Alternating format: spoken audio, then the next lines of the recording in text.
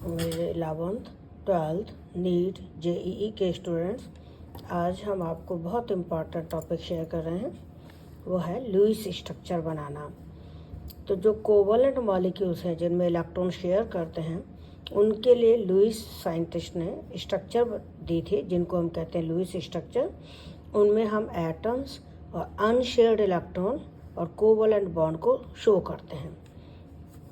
Lewis structure बनाने के लिए कुछ रूल्स बता रही हूँ जो आपको बुक में नहीं मिलेंगे और मैंने एक जगह एक साथ इकट्ठे किए हैं।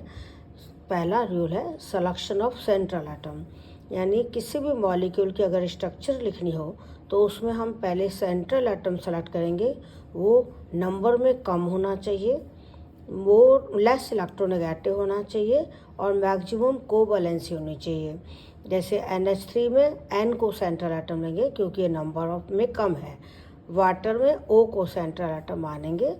दूसरा है ऑक्सीजन कैरिंग कैपेसिटी OCC, यानी कोई एलिमेंट कितने ऑक्सीजन एटम के साथ बॉन्ड बना सकता है, उसको हम ऑक्सीजन कैरिंग कैपेसिटी कहते हैं।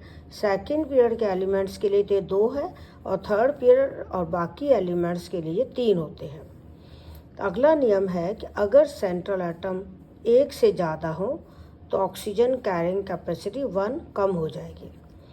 चौथा है अगर नंबर ऑफ सेंट्रल एटम ज़्यादा हैं, वो सिमिलर हैं और नंबर ऑफ ऑक्सीजन एटम कम हैं बजाय OCC ऑक्सीजन कैरिंग कैपेसिटी के, सेंट्रल एटम को एक लाइन में बॉन्डेड लिखेंगे, लीनियरली बॉन्डेड होंगे। जैसे C3O2 कार्बन सब ऑक्साइड में सेंट्रल एटम कार्बन है क्योंकि लेस इलेक्ट्रोनेगेटिव है, नंबर इनका ज़्यादा है, 3 है, तीनों सिमिलर हैं। Oxygen carrying capacity in 3 carbon की 6 होती है पर ऑक्सीजन तो कम है। और अगर हम नंबर ऑफ सेंट्रल एटम ज़्यादा लेते हैं तो ऑक्सीजन कैरिंग कैपेसिटी 1 कम हो जाती है, तो 3 कार्बन के लिए 3 ऑक्सीजन कैरिंग कैपेसिटी होनी चाहिए बजाय 6 के। और 3 से भी ऑक्सीजन कम है, इसीलिए हम 3 कार्बन को लाइन से जोड़ेंगे और उनके ऊपर एक एक ऑक्सीजन लगा देंगे।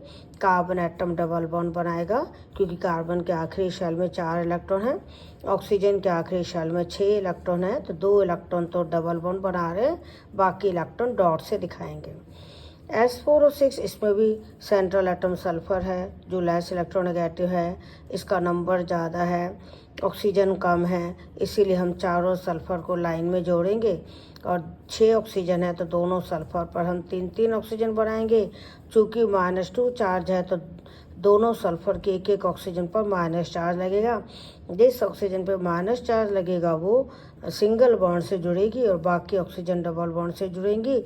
डबल बॉन्ड वाली ऑक्सीजन पर हमेशा 4 डॉट बचेंगे और सिंगल बॉन्ड से और नेगेटिव चार्ज वाली ऑक्सीजन है उस पर आपको 6 डॉट बनाने हैं क्योंकि आखिरी शेल के 6 इलेक्ट्रॉन थे, एक माइनस चार्ज के कारण आ गया 7 हो गए, 7 में से एक ने बॉन्ड बना लिया, 6 इलेक्ट्रॉन बचे हुए हैं।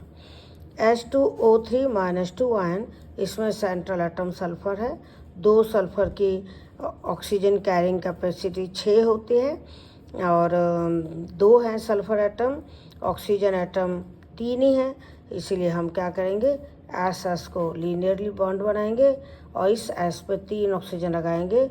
2 तो माइनस चार्ज वाली होंगी जो सिंगल बॉन्डेड होंगी और एक ऑक्सीजन डबल बॉन्डेड।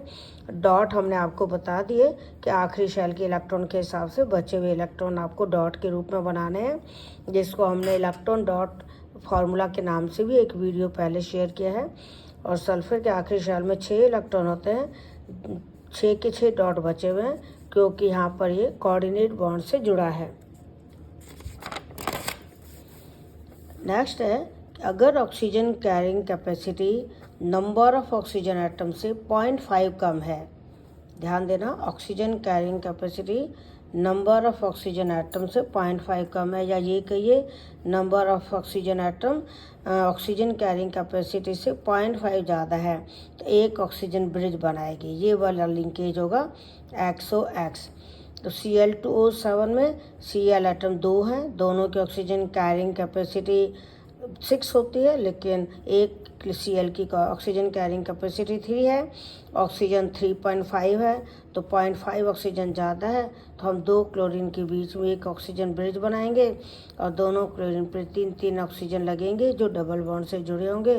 क्लोरीन के आखिरी शेल के 7 इलेक्ट्रॉन हैं, जिनमें से 6 तो यहाँ डबल बॉन्ड बना रहे हैं, एक इधर सिंगल बॉन्ड बना रहा है। N2O5 इसमें नाइट्रोजन सेकेंड पीरियड का है, जिसकी ऑक्सीजन कैरिंग कैपेसिटी 2 है, ऑक्सीजन इस पे 2.5 है, अगेन ऑक्सीजन 0.5 ज़्यादा है, तो हम क्या करेंगे 2 नाइट्रोजन के बीच एक ऑक्सीजन ब्रिज बनाएंगे। अब दोनों एन पे 2 ऑक्सीजन लगाएंगे। ध्यान देना, ऊपर हमने सारी ऑक्सीजन डबल बॉन्ड से जोड़ी थी, लेकिन यहाँ पर हम एक ऑक्सीजन डबल बॉन्ड से, एक कोऑर्डिनेट बॉन्ड से जोड़ेंगे, क्योंकि नाइट्रोजन सेकेंड पीरियड का एलिमेंट है। इसके आखिरी शेल में 4 ऑर्बिटल है, एक s और 3 p। मैक्सिमम कोवैलेंसी इसकी 4 ही हो सकती है, इसलिए ये 4 ही बॉन्ड बनाएगा, एक इधर, 2 इधर और एक इधर, तो इसलिए हमें यहाँ पर कोऑर्डिनेट बॉन्ड दिखाना है। अगला पॉइंट है कि अगर oxygen carrying capacity number of oxygen atom से 1 कम है, यानी number of oxygen atom oxygen carrying capacity से 1 ज़्यादा है, तो आपको परऑक्सी लिंकेज बनानी है।